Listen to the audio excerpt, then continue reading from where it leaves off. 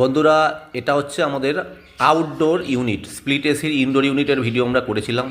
এটা হচ্ছে outdoor unit. দেখতে পাচ্ছেন যে আউটডোর ইউনিটে কিভাবে আউটডোর ইউনিটটা বসেছে।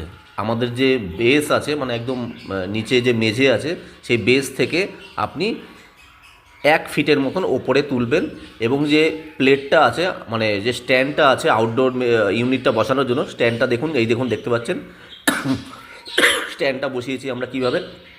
এবং স্ট্যান্ডটা দু সাইডে দুটো বসবে। কম্প্রেসর মোটর যেটা থাকবে, মোটরের সাইডটাতে আমরা এই ফাস্ট নাট আছে, ফাস্ট নাটটা আমরা বেশি দেবো, আর অপর সাইডটাতে আমরা ফাস্ট নাটটা কম দেবো। তো এইভাবে দেখতে পাচ্ছেন স্ট্যান্ডটা কীভাবে বসানো আছে।